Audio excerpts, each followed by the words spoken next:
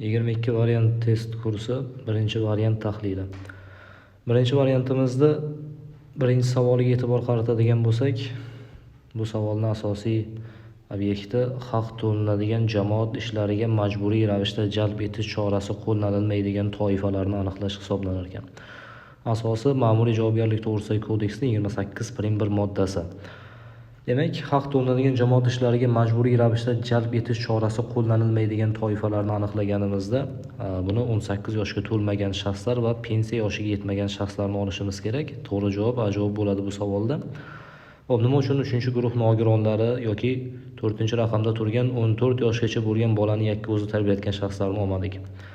28.1 moddada aynan bu toifalar yozilmagan. Bu birinchi sababi bo'lsa, ikkinchi sababi yana ham aniqlashtiradigan bo'lsak, 3-guruh nogironlari yoki test savollarida uchraydigan 4-guruh nogironlari.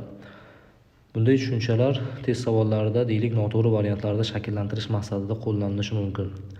3-guruh nogironlar haqiqatan mavjud, lekin e'tibor qaratadigan bo'lsak, abituriyent o'qish kerak bo'lgan o'quv dasturida aynan shu qonunchilik hujjatlarida 3-guruh nogironlari haqida biron bir hujjatni na sudlar to'g'risidagi qonunda, na shunga o'xshagan boshqa qonunlarda umuman bunday ma'lumotlar mavjud emas.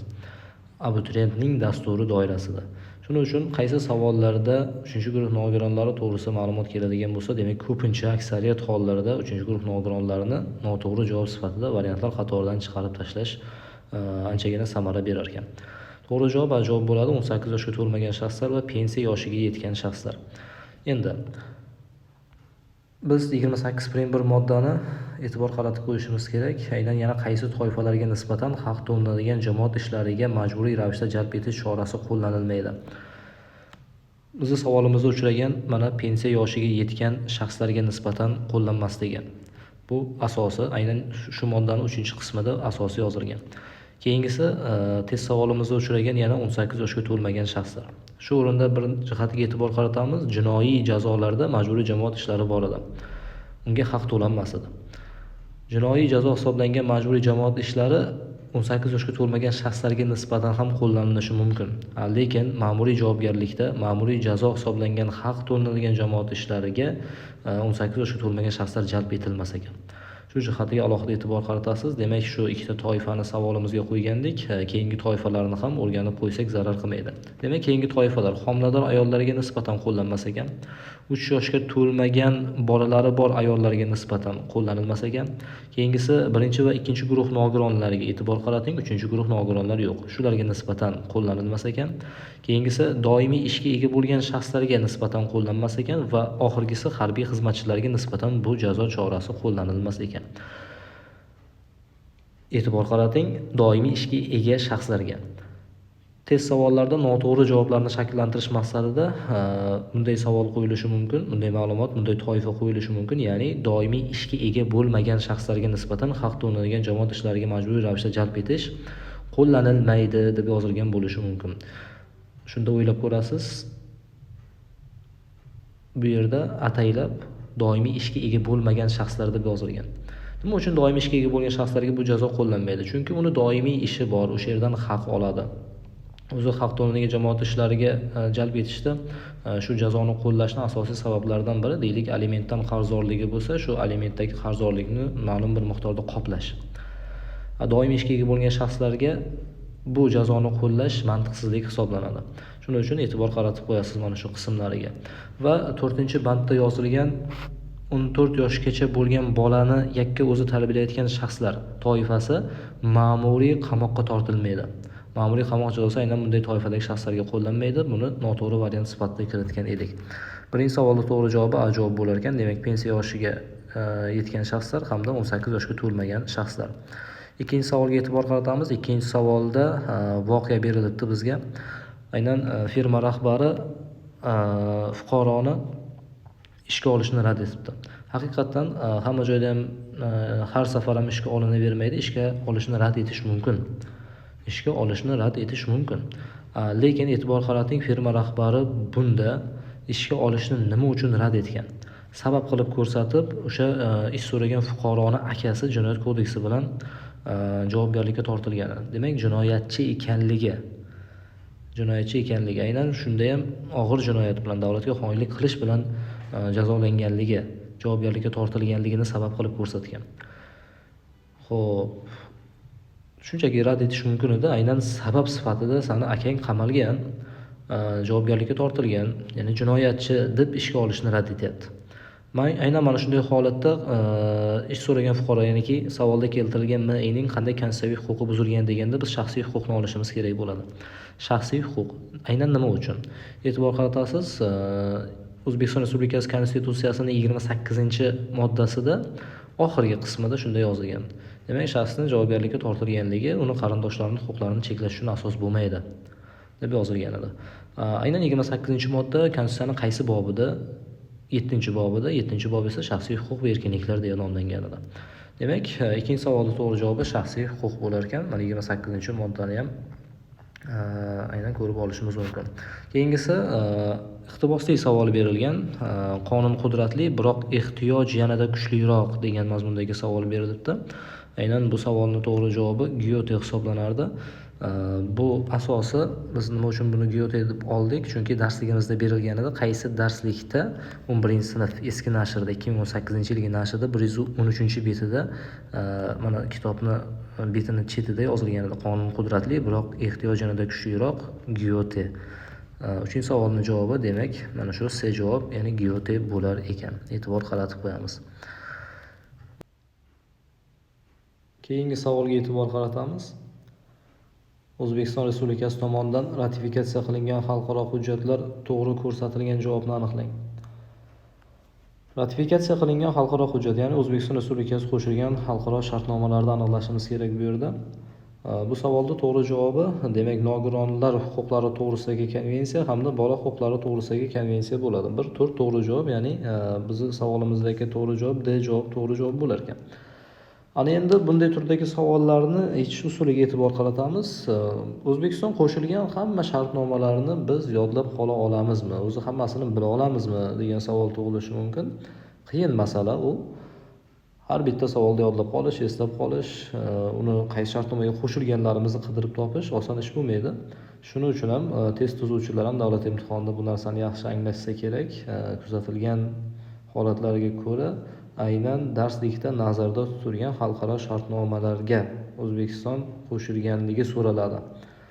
Demak, shu mazmundagi savol tushganda bilingki, mana shu shartnoma ko'pincha darsligimizda yozilgan bo'ladi. Bu yerdagi nogironlar huquqlari to'g'risidagi konvensiya hamda bola huquqlari to'g'risidagi konvensiya aynan bizning darsligimizda mavjud bo'lgan konvensiyalar, aynan O'zbekiston shu konvensiyalarga, xalqaro shartnomalarga qo'shilgan degan ma'lumotlar berilgan. Bu yerda fuqarolik bo'lmagan shaxslarning maqomi to'g'risidagi konvensiya hamda qochqinlar maqomi to'g'risidagi konvensiya xato ma'lumotlar hisoblanar edi. To'g'ri javob D javob bo'lar ekan. Aynan mana shu qismiga yana bir bora e'tibor qaratadigan bo'lsak, 10-sinf 2023-yilgi nashrida 31-betida e'tibor qarating. Buni ayrim turlari bor shu hujjatlarda. Bu yerda BMTning O'zbekiston ratifikatsiya qilgan inson huquqlari bo'yicha asosiy xalqaro shartnomalari. Katta ehtimol bilan aynan mana shu betdan savol tushishi mumkin. Shu jihatga e'tibor qaratib qo'yasiz. Misol uchun fuqaroviy va siyosiy huquqlar to'g'risidagi pakt, iqtisodiy, ijtimoiy va madaniy huquqlar to'g'risidagi xalqaro pakt, irqiy kamsitishlarning barcha shakllariga barham berish to'g'risidagi xalqaro konvensiya, xotin-qizlarni kamsitishni barcha shakllariga barham berish to'g'risidagi konvensiya. Xo'p, keyingisi e'tibor qarating. Qiynoqlarga hamda muomala va jazolashning boshqa shafqatsiz, g'ayriinsoniy yoki qadr-qimmatning kamsitadigan turlariga qarshi konvensiya, bola huquqlari to'g'risidagi konvensiya va mana 6-si bilan 7-si e'tibor qaratsangiz, nogironlar huquqlari to'g'risidagi konvensiya. Aynan mana shu ikkalasidan savol tuzgan edik. E'tibor qaratasiz. Keyingi savolga e'tibor qarating. 5-savol, nuqtalar o'rniga mos keluvchi javobni aniqlang. Nuqtalar o'rniga mos keluvchi javobni topishimiz kerak. Demak, bu savolning asosi qayerdan? O'zbekiston Respublikasi davlat madhiyasi to'g'risidagi qonundan ekan. O'zbekiston Respublikasi davlat madhiyasi davlat televideniya va radio eshittirish kompaniyalari tomonidan har kuni ko'rsatuv va eshittirishlar kecha-yu kunduz olib borilganda ijro etiladi. Nuqta ijro etiladi. Xo'p, qachon ijro etiladi? Asosan bu savolni to'g'ri bajarishda e'tibor qaratishimiz kerak bo'lgan holatlarga e'tibor qarating. Ko'rsatuv va eshittirishlar kecha-yu kunduz olib borilganida. asosiy qism bu yerda kecha-yu kunduz olib borilganida, ya'ni 24 ga 7 ishlaydi. 24 ga 7 ishlaydigan televideniye yoki radio eshittirish kompaniyalarida demak yopilmaydi va ochilmaydi. Endi o'zimiz tilimizda aytadigan bo'lsak, ochilish kanal ochilibdi deymiz. Unaqa bo'lmaydi. Bunda 27 ga 24 ga 7 ishlaydi. Ana shu sababdan ham buni ko'rsatuvlar boshlanishidan avval yoki mana javobda ko'rsatilgan ko'rsatuvlar va eshittirishlar boshlanishidan avval va tugagandan so'ng degan javobni ola olmaymiz. Chunki kecha-yu kunduz ko'rsatuv eshittirishlar olib borilganda soat 6 da va soat 24 da, Yangi yil kechasi 24 da ijro etiladi. Saylov va referendum kunlari soat 8 da ijro etilardi, esingizda bo'lsa. Shu jihatlarni ham e'tibordan chetda qoldirmang. Va mana davlat madhiyasi to'g'risidagi qonunning 3-moddasi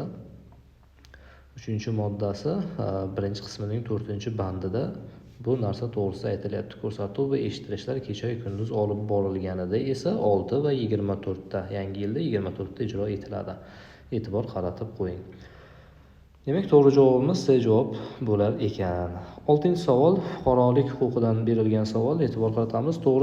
Mana hakamlik sudi tomonidan himoya qilinishi mumkin emas deganda xato, mana saqlanib qolmaydi deganda xato bo'ladi va muomala layoqati cheklanishi mumkin. O'zingiz xabaringiz bor, umuman muomalaga layoqatsiz deb e'lon qilinishi ham mumkin. Bu yerda mumkin emas deb yozdi. Bu xato ma'lumot bo'ladi. Shunda B javob to'g'ri javob bo'ladi. Mana bu yerdagi raqamlar salgina muammo bo'lib qolibdi biz uchun. E'tibor qaratmaysiz. Mana to'g'ri javob B javob topdik uni. Xo'p, iqtibosdan tushgan savol yana, agar sen inson bo'lsang, xalq ehtiyoji to'g'risida qayg'urmaydiganni inson deb atamagin. Alisher Navoiy tomonidan aytilgan fikr hisoblanar ekan bu. Va javob to'g'ri javob bo'ladi va bu qayerda yozilgan? 9-sinf eski darslikda yozilgan. Mana 9-sinf 2019-yilgi nashrda 98-betda yozilgan. Shoir va davlat arbobi Alisher Navoiy shunday degan edi: agar sen inson bo'lsang, xalq ehtiyoji to'g'risida qayg'urmaydiganni inson deb atamagin. E'tibor qaratib qo'yasiz. Keyingi savol Venn diagrammasi. Venn diagrammasidan tushgan savol. Endi nimasi yo'q, tasviri yo'q. Endi to'g'ri tushunasiz. Muammosi yo'q, u tasvir bo'lishini ham. Oliy sud raisi, Konstitutsiyaviy sud raisi va umumiy birlashtiruvchi ma'lumotlarni aniqlashimiz kerak. Demak, birinchi raqamda Oliy sudga tegishli bo'lgan ma'lumotlarni izlab topaylik. Xo'p, Oliy sud raisi farmoyishlar chiqaradi. Haqiqatan Oliy sud raisi farmoyishlar chiqaradi. Lekin mana bu farmoyishlar Konstitutsiyaviy sud raisida ham bor. Shuning uchun mana alohida rang bilan belgilaymiz.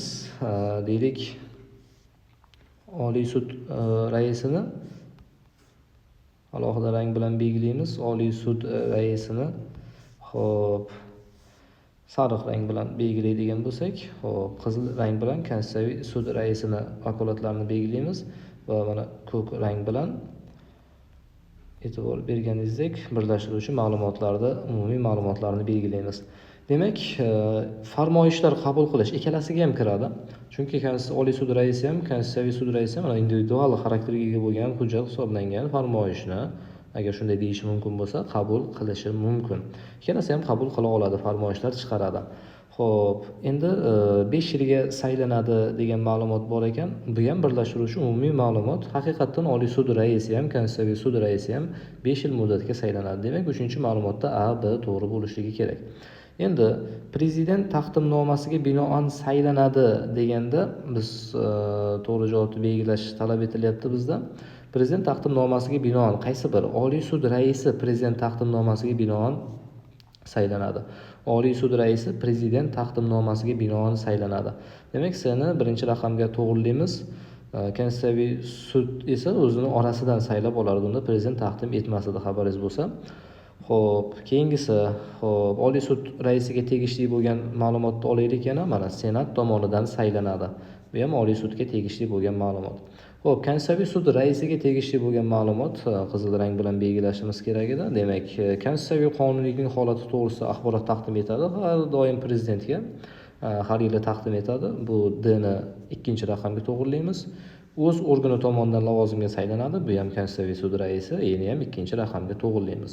Shunday ekan, to'g'ri javobimiz C, F, D, E, A, B bo'lishligi kerak.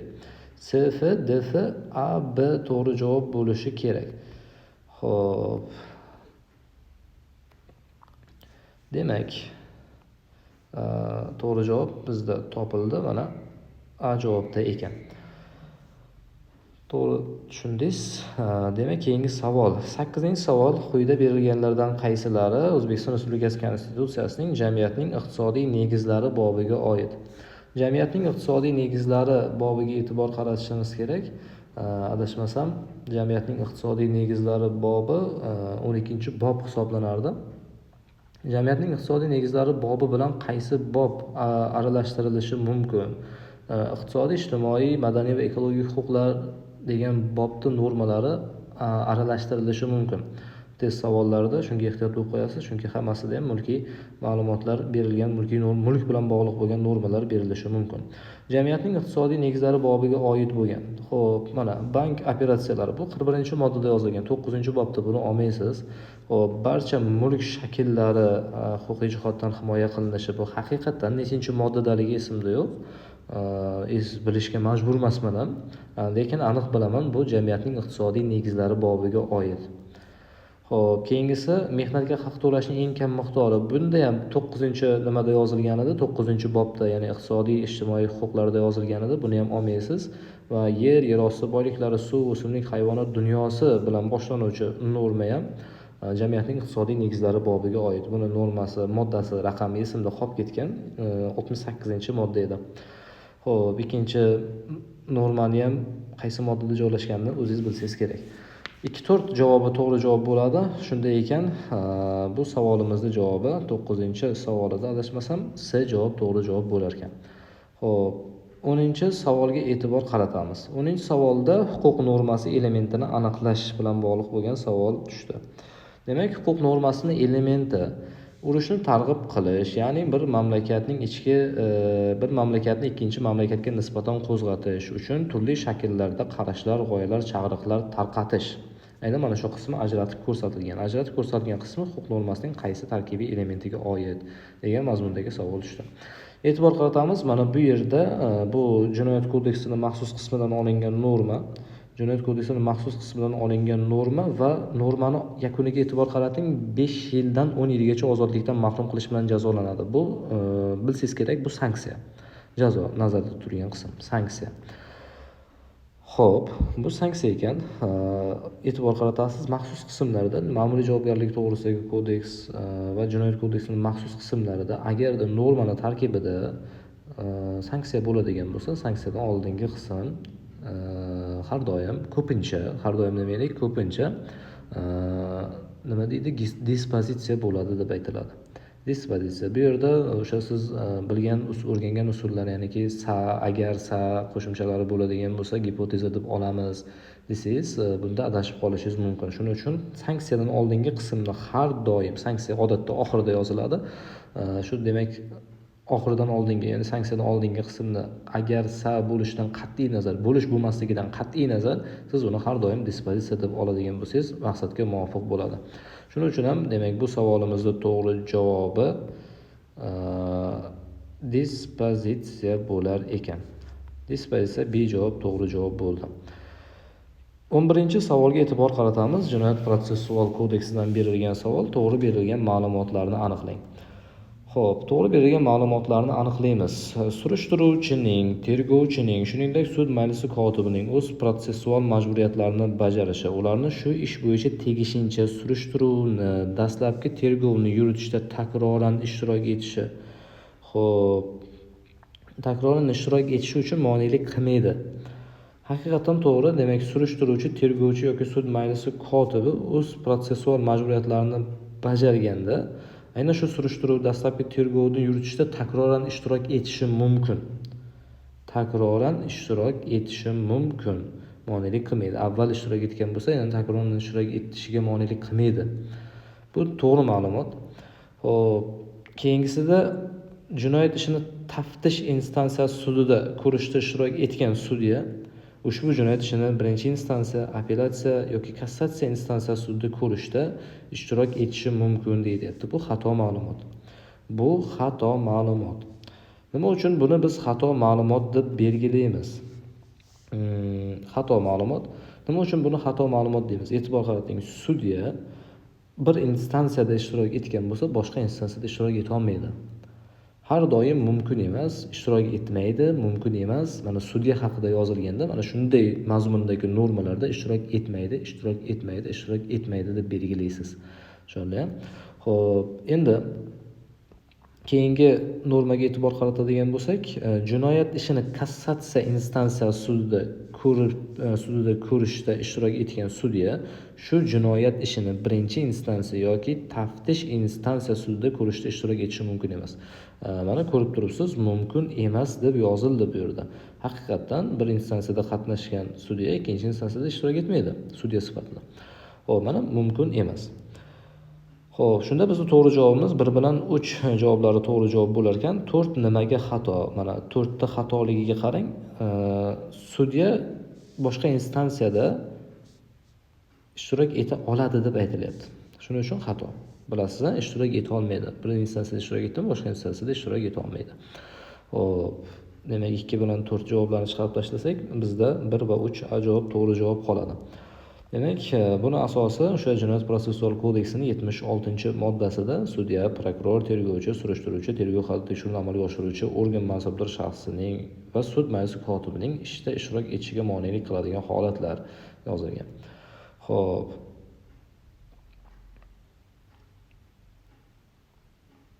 Ana shu moddadan ko'rib olishimiz mumkin. Keyingisi, ombudsman nomzodiga qo'yilgan talablar qaysi javobda to'g'ri ko'rsatilgan? Demak, ombudsman Oliy Majlis inson huquqlari bo'yicha vakili haqidagi ma'lumotlarni ko'rib chiqishimiz kerak. Demak, esingizda bo'lsa, ombudsman necha yoshga to'lgan bo'lishi kerak? 30 yoshga to'lgan bo'lishi kerak. A javobda esa 25 yosh deb yozilibdi, demak bu xato. B javobda esa 35 yosh deb yozilibdi, bu ham xato. Xo'p, keyingisi saylanish kuni 30 yoshga to'lgan. Xo'p, bu to'g'ri ma'lumot hisoblanar ekan. Talablar haqiqatdan e'tibor qaratsangiz, talablar shunaqa. Ya'ni u 30 yoshda bo'lishi kerak, birinchi talab. Keyingisi 5 yil davomida O'zbekiston Respublikasida muqim yashayotgan bo'lishi kerak va albatta O'zbekiston fuqarosi bo'lishligi keraksa, javob to'g'ri javob. Xo'p, nima uchun Dni olmadik? Dni olmaganimizning sababi xo'p, mana 25 yosh deb yozilibdi yana. Xo'p, mana yuridik mutaxassislik bo'yicha 3 yillik ish staji, oliy yuridik ma'lumot haqida ham so'ralyapti. Bu bizga umuman to'g'ri kelmaydi. Ombudsman to'g'risidagi qonunning 5-moddasi, demak, biz uchun asos bo'lib xizmat qiladi. Mana haqiqatdan shunday yozilgan. Saylanish kuni 30 yoshga to'lgan, kamida 5 yil O'zbekiston hududida muqim yashayotgan va O'zbekiston Respublikasi fuqarosi ombudsman lavozimiga saylanishi mumkin deya. Keyingi savolga e'tibor qaratamiz. 13-savol. Oila huquqidan berilgan savol. Demak, 90, 91, 92-moddalari. Xo'p, moddalarga e'tibor qaratamiz. Ota-ona hayotligida bolalar ularning mol-mulkiga nisbatan mulkdor bo'lish huquqiga ega emas, to'ppa-to'g'ri. Haqiqatdan ota-onasi hayot, bola o'zini ota-onasi bo'lsa ham ota-onasining mulkiga egalik qila olmaydi. Birinchi ma'lumot to'g'ri. Keyingi ma'lumotga e'tibor qaratsak, ota-ona voyaga yetmagan bolalarni xullas mol mulkiga egalik qilish huquqiga ega deb yozilgan bu yerda. Demak, mol mulkiga ota-ona voyaga yetmagan bolalarning mol mulkiga nisbatan mulkdor bo'lish huquqiga ega. Qarang, bola o'zini ota-onasining mulkiga egalik qila olmaydi-yu, mulkdor bo'la olmaydi. Ota-ona ham shunday. Ota-ona ham o'zini voyaga yetmagan, voyaga yetgan bo'lsa ham, voyaga yetmagan bo'lsa ham farqi yo'q. Voyaga yetmagan bo'lsa ham o'sha bolani mulki bo'ladigan bo'lsa, bolani mulkiga nisbatan mulkdor bo'la olmaydi. Bolani mulki qayerdan bo'ladi? Ota-onasi beradi-ku, o'zini mulkiga o'zi egalik qila olmaydi deyishingiz mumkin. Lekin qarang, bola ishlayotgan bo'lishi mumkin, stipendiya olayotgan bo'lishi mumkin, boshqa joyda tadbirkorlik bilan shug'ullanayotgan bo'lishi mumkin yoki bobosidan katta bir meros qolgan bo'lishi mumkin. Ana shu holatda ham ota-ona bolasining mulkiga nisbatan mulkdor bo'lish huquqiga ega emas. Bu xato ma'lumot hisoblanar ekan. Uchinchisida, ota-ona va bolalarning alohida mol-mulklari bo'lishi mumkin emas deyildi. Bu xato. Demak, qarang, ota-onaning mulki bor ekan, bolaning mulki bor ekan. Birinchi, ikkinchi ma'lumotlardan kelib chiqib o'ylaysizki, demak, bularda alohida mulki borda. Shuning uchun, demak, ota-ona va bolalarning alohida mulki bo'lishi mumkin degan xulosaga kelasiz. Shuni chiqarib tashlaysiz. Va biz uchun 4-ma'lumot to'g'ri ma'lumot hisoblanardi. Ota-ona va 14 yoshga to'lgan voyaga yetmagan bolalar o'rtasida qonunda belgilangan tartibda umumiy mulk huquqi vujudga kelishi mumkin. haqiqatdan umumiy mulk bo'ladi. Ota-ona va bola o'rtasida umumiy mulk bo'ladi. Xo'p. Bunda e'tibor qarating, yoshga umumiy mulkka ega bo'lish uchun, bola va ota-ona umumiy mulkka ega bo'lish uchun bola necha yoshda bo'lishi kerak? Kamida 14 yoshda bo'lishligi kerak. 14 yoshga to'lgan bo'lishi shart. Shuning uchun D javob to'g'ri javob bo'lar ekan. 14 yosh esingizdan chiqib ketmasin. Endi xo'p, 14-savol. Mana Jinoyat kodeksidan jinoyat turlari sanab o'tilyapti bu yerda. E'tibor qaratadigan bo'lsangiz, bu savolda ahamiyati yo'q. Bizga ahamiyatli qismi umrbod ozodlikdan mahrum qilish kimlarga nisbatan qo'llanilmaydi. Quyidagi qaysi toifadagi shaxslarga nisbatan qo'llanmaydi? Demak, jinoiy jazo hisoblangan umrbod ozodlikdan mahrum qilish kimlarga nisbatan qo'llanilmaydi. Ushbu toifalarni sizga aniqlashtirib beradigan bo'lsak, bu toifalar ayollar, keyingisi 60 yoshdan oshgan erkaklar. Ayollar va 60 yoshdan oshgan erkaklar to'g'ri javob sifatida olinadi. Mutlaqo xato chet el fuqarolari yoki O'zbekiston Respublikasida doimiy yashash joyiga ega bo'lmagan shaxslar mutlaqo xato javoblar hisoblanadi. Shuning uchun to'g'ri javob C javob bo'ldi, 2 bilan 4. Va 51-modda Jinoyat kodeksida biz uchun asos bo'lib xizmat qiladi. Keyin 3 ta toifaga nisbatan bu jazo qo'llanmaydi. Boya biz ko'rgan ayollar, 60 yoshdan oshgan erkaklar va 3-toifa ham bor bu yerda. Mana ayol, keyingisi 60 yoshdan oshgan erkak va keyingi toifa 18 yoshga to'lmasdan jinoyat sodir etgan shaxsga nisbatan. Demak, 18 yoshga to'lmaganlarga ham bu jazo qo'llanilmas ekan. Mana shu 3 ta jazo chorasi esingizdan chiqib ketmasin. Xo'p, keyingi savolga e'tibor qarating. Keyingi savol: quyida berilganlardan qaysilari iqtisodiyot asoslariga qarshi jinoyatlar turkumiga kiradi? Iqtisodiyot asoslariga qarshi jinoyatlar turkumiga kiradi. Xo'p, mana bu yerdagi jinoyatlarga e'tibor qaratadigan bo'lsak, bu yerdagi jinoyatlar hammasi mulk bilan aloqador, shu iqtisod bilan, moliya bilan aloqador deb o'ylashingiz mumkin, lekin e'tibor qarating, men sizga chiqarib tashlanadigan jinoyatlarni ko'rsataman. Bu talonchilik. Buni chiqarib tashlaysiz. Keyingisi o'zlashtirish yoki rastrata yo'li bilan talon-toroj qilish va 5-si tovlamachilikni chiqarib tashlaysiz. 2, 4, 5 chiqib ketadi. 2, 4, 5 chiqib ketadi. Nimagaki bular o'zgani mulkini talon-toroj qilish degan jinoyatlar turkumiga kiradi. Shuning uchun 2, 4, 5 ni chiqarib tashlaganimizdan keyin bizga to'g'ri javob sifatida soxta tadbirkorlik, soliqlar va yig'imlarni to'lashdan bo'yin tovlash va yoki mana elektr, issiqlik energiyasi, gaz va vodoprovoddan foydalanish qoidalarini buzish. Ya'ni 1, 3, 6 javobi A javob to'g'ri javob bo'lar ekan. Demak, bizga qaysi jinoyat so'raldi? Iqtisodiyot asoslariga qarshi jinoyatlar so'raldi. Jinoyatni, o'sha jinoyatlar yozilgan bobni nomiga e'tibor qaratasiz. O'sha jinoyat kodeksini olasiz, ochasiz, maxsus qismga e'tibor qaratasiz. Maxsus qismda bilasiz, bo'limlar va boblar bor. Asosan bo'limlar emas, balki boblarni nomiga e'tibor qaratasiz. Boblarni nomiga e'tibor qaratasiz. Demak, o'zgani mulkini talon-toroj qilish degan bob bor. Yoki O'zbekiston Respublikasiga qarshi jinoyatlar degan bob bor. Yoki boshqaruv tartibiga qarshi jinoyatlar degan bob bor. Ana shu boblarga e'tibor qaratasiz. Keyin mana shu jinoyatning turkumini, turini ana shu yerdan aniqlashingiz mumkin. Xo'p, va yana qo'shimcha sifatida e'tibor qarating. Jinoyat kodeksini 12-bob, ya'ni iqtisodiy asoslarga qarshi jinoyatlar, iqtisodiyot asoslariga qarshi jinoyatlar bobi ekan bu. O'sha jinoyat kodeksi maxsus qismining 12-bobi bu. E'tibor qarating yana.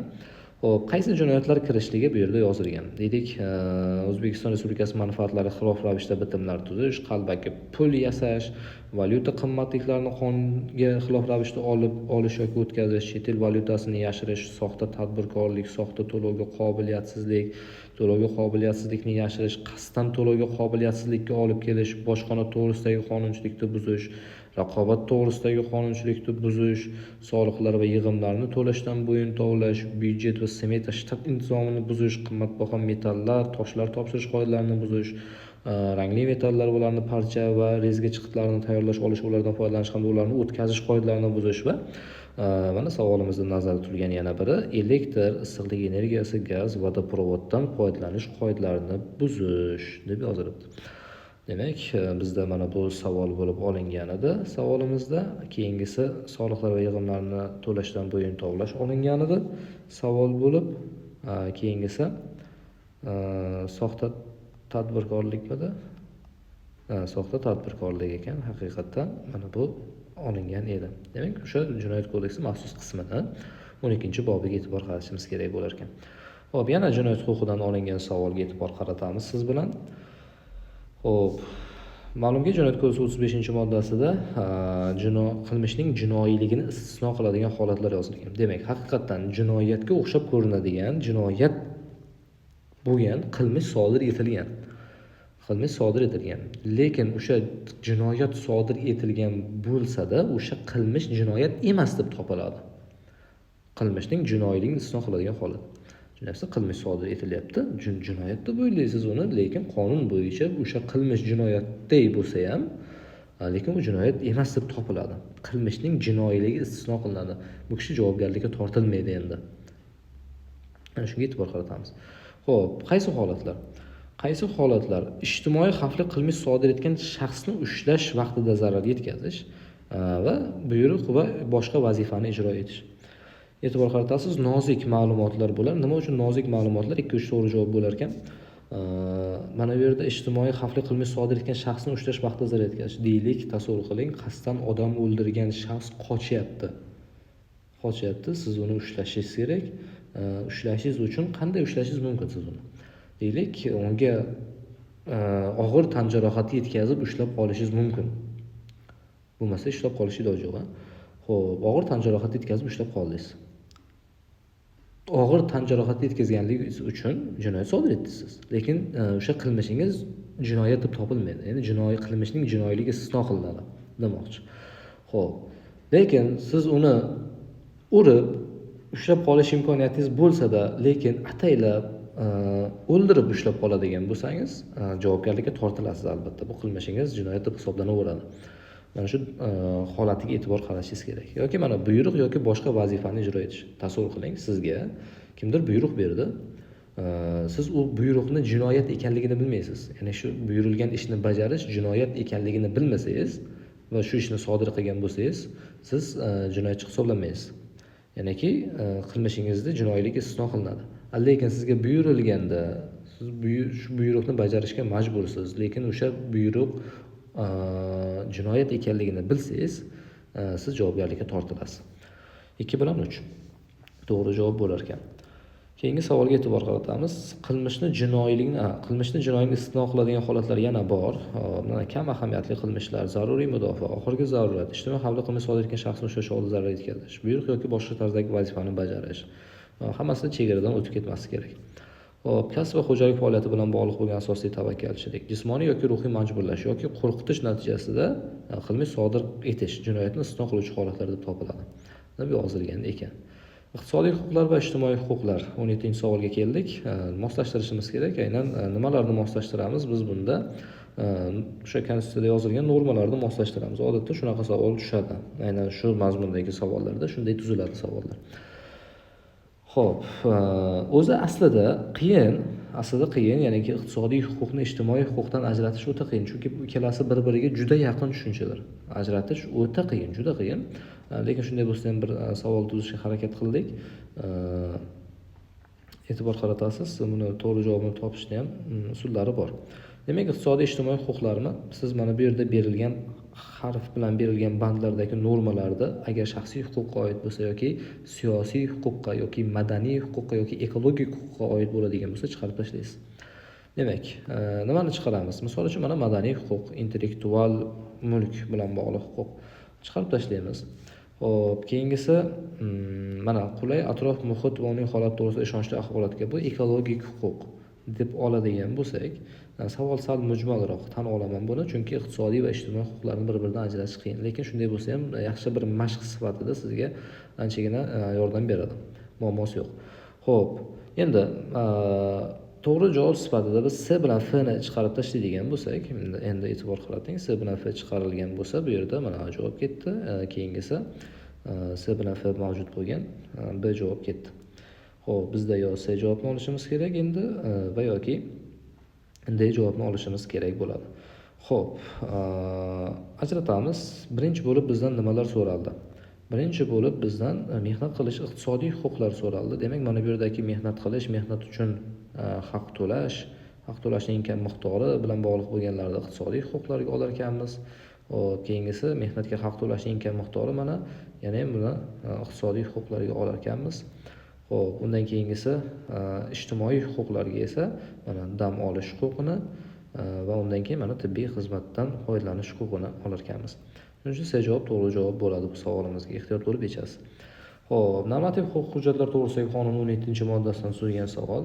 Xo'p, demak, davlat organlari va tashkilotlar ularning tarkibiy bo'linmalarining maqomini, asosiy vazifalarini, funksiyalarini belgilaydigan hujjat.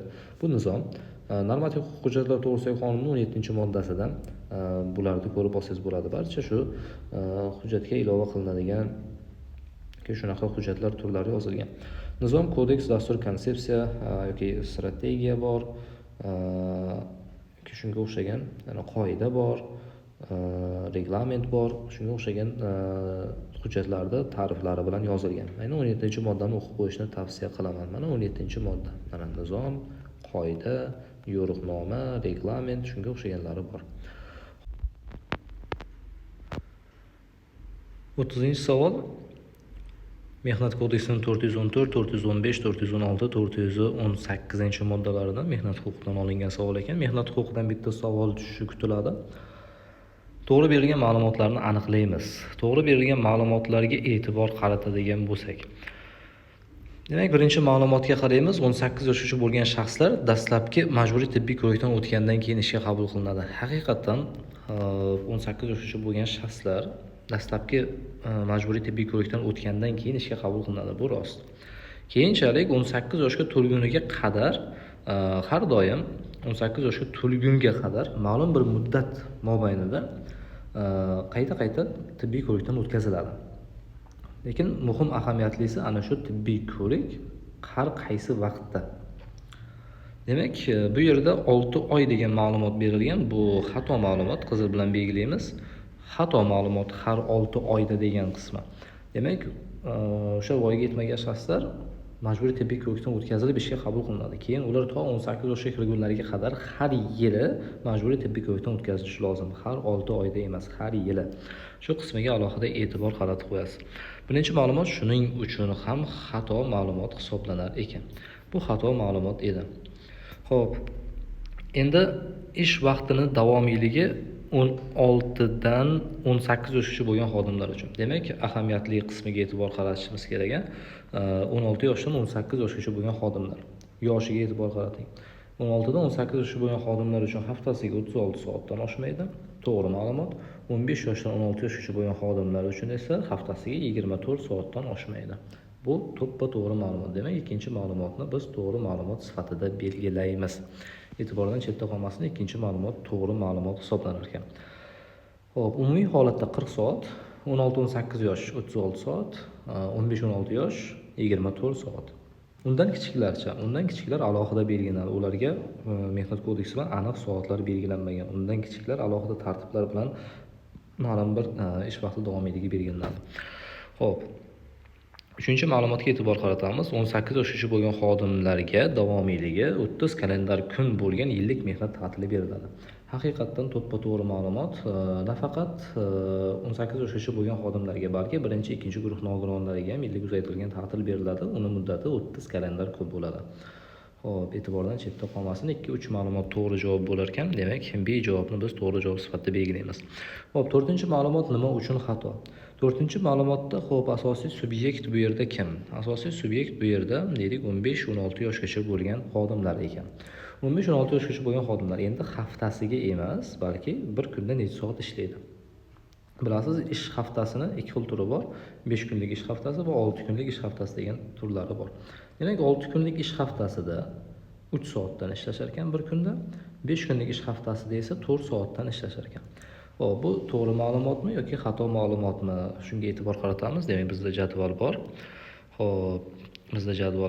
Xo'p, jadvalga e'tibor qarating. 18 yoshgacha bo'lgan xodimlar uchun qisqartirilgan ish vaqti davomiyligi. Ularga qisqartirilgan beriladi. Xo'p, biz boya ko'rdik, 24 soat 15-16 yoshda, 16-18 yoshda 36 soat deb ko'rdik. Ana endi o'quv yili davomida o'qishdan bo'sh vaqtlarida degani bu. Qarang, o'quv yili davomida deb yozilgan. Qonunchilik hujjatlarida o'qishdan bo'sh vaqtida deb yozilmagan. O'quv yili davomida deb yozilgan. E'tibor qaratasiz shunda biz sizga qo'shimcha tushuntirish maqsadida o'qishdan bo'sh vaqtida. Xo'p. Qarang. O'qish yo'q. O'quv yil davomida o'qishdan bo'sh vaqtida. Bu to'ppa-to'g'ri yozilgan, mana o'qish bo'lmaganda deb yozilmagan. Mehnat kodeksida o'qish bo'lmaganda deb yozilmagan. Biz sizga to'g'ri tushuntirish maqsadida o'qish bo'lmaganda, ya'ni kanikuldadir, maktabda bitirgandir demoqchimizda. Xo'p, endi obedgacha maktabga boradi, obeddan keyin deylik, ishlashi mumkin. Shunda yarmi 24,5 12 soat, 36,5 18 soat bo'lishi kerak. Xo'p, bizda faqat mana bu qismi savol bo'lib tushdi. Xo'p, bu ikkinchi ma'lumotimizda edi, adashmasam. Haqiqatan ikkinchi ma'lumotimizda ekan. Xo'p, to'rtinchi ma'lumotimizda nimasi xato? Aytyapti, 15-16 yoshda 6 kunlik ish haftasida 3 soat deyapti. Mana bu qismda.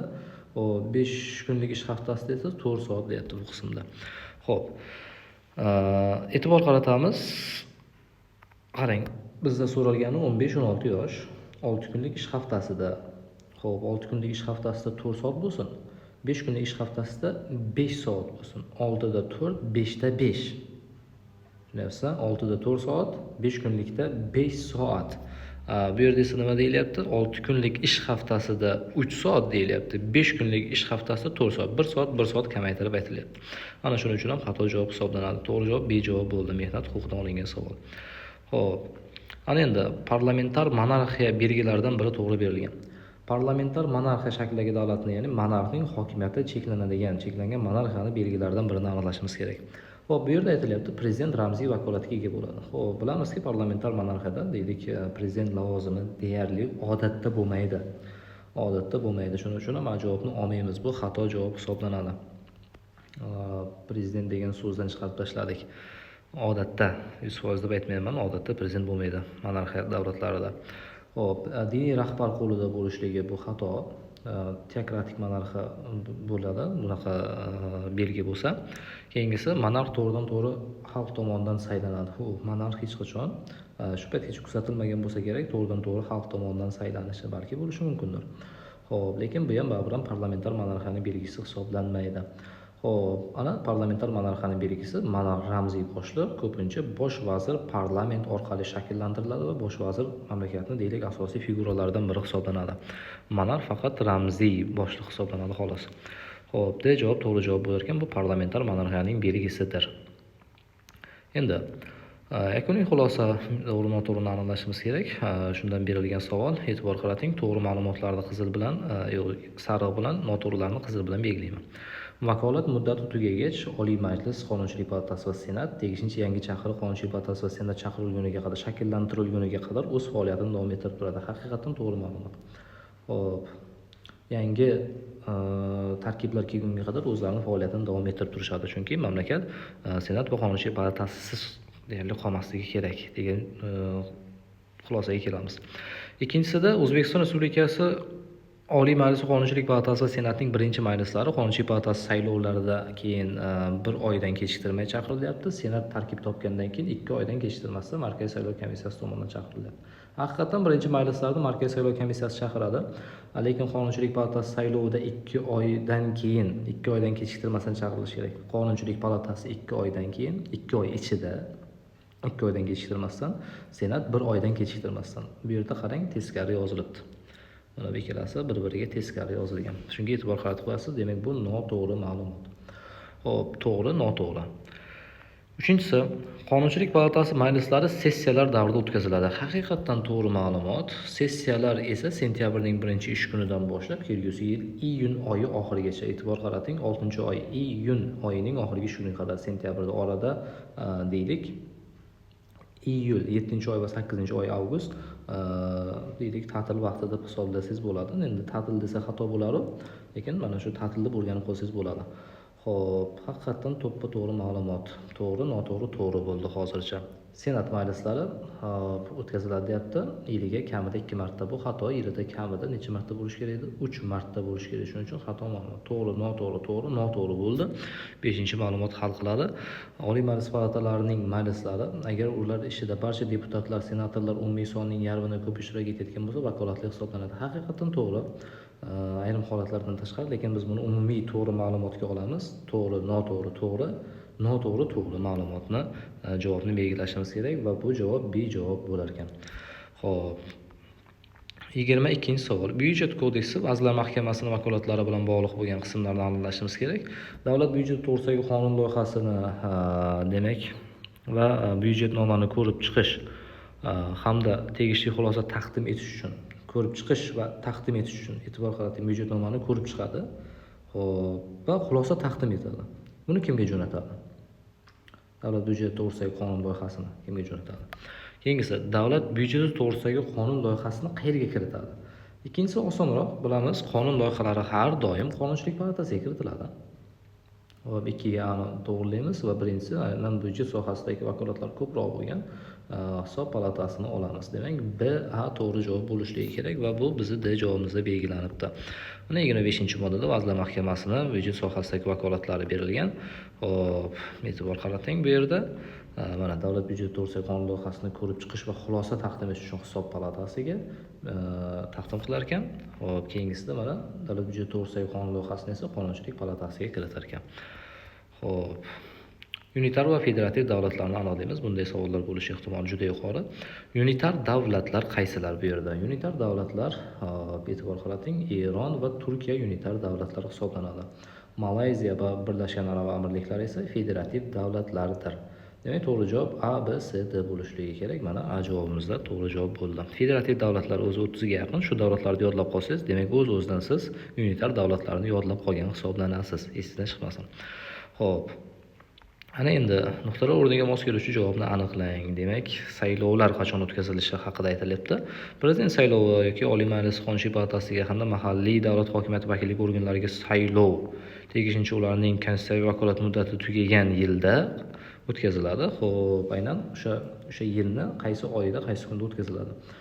Xo'p, aniq bir sana belgilab bo'lmaydi, chunki u sana dushanbaga, seshanbaga, chorshanbaga to'g'ri kelib qolishi mumkin. Shuning uchun nima qilinadi? Oktyabr oyi 3-10 kunligining 1-yakshanbasida o'tkazilar ekan. Oktyabr oyi 3-10 kunligining 1-yakshanbasi bu haqiqatan konstitutsiyadan olingan savol. Konstitutsiyaning 96-moddasi buning uchun asos hisoblanar ekan.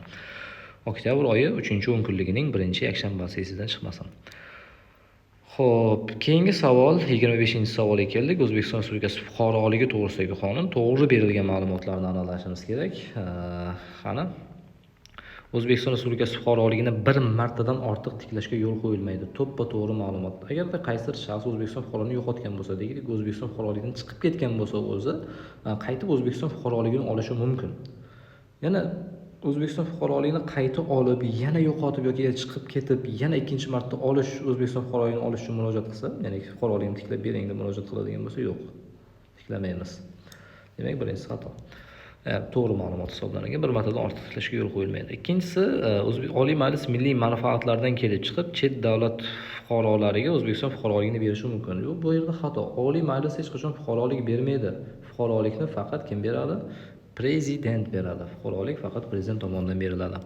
Ikkinchi ma'lumot shuning uchun xato. Uchinchi ma'lumotda esa O'zbekiston Respublikasi fuqarosi bo'lgan, biri chet davlat fuqarosi, boshqasi esa O'zbekiston fuqarosi bo'lgan er-xotin tomonidan farzandlikka olingan bola O'zbekiston Respublikasi fuqaroligidan chiqishga ruxsat berilmaydi debdi.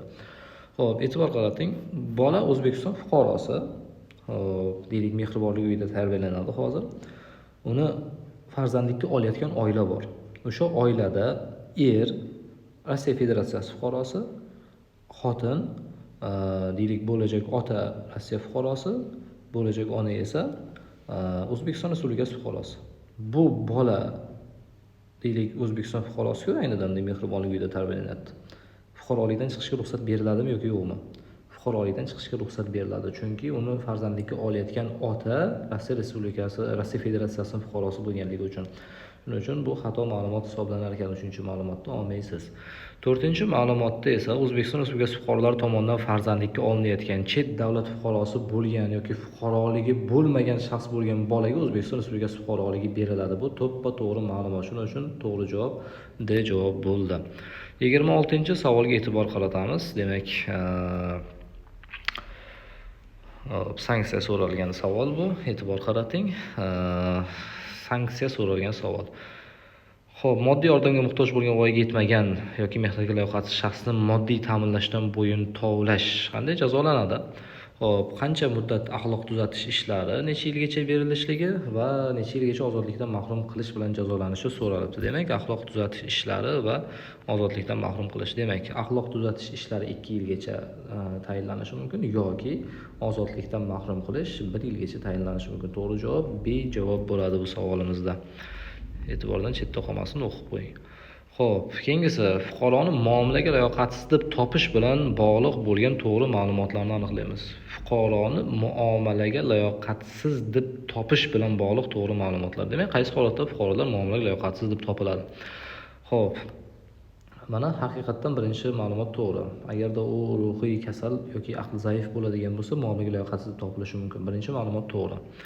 Xo'p, demak, muomalaga layoqatsiz deb topilgan fuqaro nomidan bitimlarda uni homiysi amalga oshiradi. Yo'q, muomalaga layoqatsizlarda homiy emas, balki vasiy tayinlanadi. Ikkinchi ma'lumot shuning uchun xato bo'lar ekan.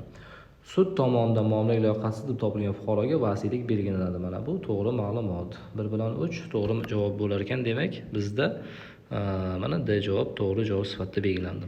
4-si, muomalaga layoqatsiz deb topilgan fuqaro mayda maishiy bitimlarda mustaqil tuzish huquqiga ega. Muomalaga layoqatsiz topilgan fuqaro mayda maishiy bitimlarni mustaqil tuzish huquqiga yo'q. Muomalaga layoqatsiz bo'lgan fuqarolar bitim tuza olmaydi. Mayda bo'lsa ham, katta bo'lsa ham bitim tuza olmaydi. D javob to'g'ri javob bo'lar ekan. Xo'p, to'g'ri berilgan ma'lumotlarni aniqlang. Fuqarolik kodeksi 1113, 1116 va 1120-moddalari meros bilan bog'liq bo'lgan savollar. 28-savol. Meros qoldiruvchining aliment majburiyatlari tufayli yuzaga kelgan huquqlari va majburiyatlari meros tarkibiga kiradi. Yo'q, bu bo'lishi mumkin emas. Deylik, meros qoldiruvchi bor, meros qoldiruvchi vafot etdi mana. Lekin u hayotligida aliment to'layotdi. Uni merosni kim olgan bo'lsa, shu alimentni davom ettiradimi? Yoki bu kimdandir aliment olayotdi. Endi meros qolgan shaxsga aliment berishadimi endi ular? Yo'q, aliment meros bo'lib o'tmaydi. Shuning uchun birinchi ma'lumot xato. Ya'ni meros tarkibiga kiradi deyilgani xato, kirmaydi. Xo'p, keyingisi meros fuqaroning o'limi yoki sud tomonidan vafot etganda e'lon qilinishi oqibatida ochiladi. Haqiqatan meros ochilishi uchun fuqaro o'sha meros qoldiruvchi vafot etishi kerak. Vasiyatnomani vakil orqali tuzilishiga yo'l qo'yilishi mumkin. Yo'q, vasiyatnoma vakil orqali tuzilishiga yo'l qo'yilmaydi. Vasiyatnoma faqat shaxsan tuzilishi kerak bo'lgan hujjat hisoblanadi. Shuning uchun vasiyatnoma vakil orqali tuzilmaydi. 4-ma'lumot, demak, to'g'ri ma'lumot hisoblanar ekan. 4-ma'lumotda nima haqida aytilgan? Xo'p, 4-ma'lumotda mulkni bitta shaxsga yoki bir nechta shaxsga yoki davlat organiga yoki biron bir tashkilotga qoldirish mumkin deyilgan. Haqiqatan xohlaganiga qoldirishi mumkin. E'tibor qaratasiz bu yerda. Bizda lekin qonunchiligimizda yo'q, biron bir hayvonga qoldirish kerak degan narsa. Xo'p, ana endi to'g'ri bergan ma'lumotlar oila huquqidan. FHDYO ota-onaning birgalikdagi arizasiga binoan 18 yoshga to'lguncha bolaning manfaatlarini e'tiborga olib, uni ismini o'zgartirishga, shuningdek unga berilgan familiyani o'zgartirishga haqlidir, deyapti. Bu xato ma'lumot bo'lsa kerak. Sababi 18 yoshga to'lguncha emas, balki ota-onani birgalikdagi arizasiga binoan bola 16 yoshga to'lguncha. Tushunyapsiz? 16 yoshga to'lguncha ism familiyasini almashtirib olishlari mumkin. Shuning uchun birinchi ma'lumotni xato deb belgilaymiz. Ikkinchi ma'lumot, ota-onalik huquqidan mahrum qilish to'g'risidagi ishlar prokuror va vasiylik homiylik organining ishtirokida ko'rib chiqiladi. Bu to'ppa-to'g'ri ma'lumot. Ikkinchi ma'lumot to'g'ri ma'lumot olasiz. 3-ma'lumot, ota-onalik huquqi cheklangan ota-ona qaysi bolaga nisbatan ota-onalik huquqi cheklangan bo'lsa, shu bolaga nisbatan qarindoshlik faktiga asoslangan barcha huquqlardan mahrum bo'ladi, deyapti. Yo'q. Bu ota-onalik huquqi mahrum qilinganlar barcha huquqlardan mahrum bo'ladi, lekin cheklanganlar emas. Shuning uchun bu xato. To'rtinchi ma'lumot to'g'ri javob bo'lar ekan. Ota-onaning huquqidan mahrum qilinishi ota-onani o'z bolasiga ta'minot berish majburiyatidan ozod qilmaydi. Demak, ota-onaning huquqidan mahrum qilindi, lekin baribir ham shu bola uniki bo'lganligi uchun ta'minot beradi, ota-onaning huquqidan mahrum qilingan bo'lsa-da. Shuning uchun 2-4 javoblari to'g'ri javoblar hisoblanar ekan bizda. Hop, 30-savol atamadan berilgan savol. Nihoyat, ayrim guruhlarni qirib tashlash qanday bahonalar bilan? Milliy, irqiy, diniy bahonalar bilan deylik, millatiga ko'ra, irqiga ko'ra, terisi rangiga ko'ra yoki diniga ko'ra qirib tashlash. Bu genotsid deyiladi. Xo'p, keyingisi. Davlat oliy mansabdor shaxslarini javobgarlikka tortishning alohida tartibi bu impeachment. Demak, mansabdor shaxsni javobgarlikka tortish impeachment deyilar ekan va yangi saylangan davlat boshlig'ining lavozimini egallashni tantanali marosimi, xullas qasamyod marosimi inauguratsiya deyilar ekan. Shunda C javob to'g'ri javob bo'lar ekan. Birinchi varianti tahlillari shundan iborat edi.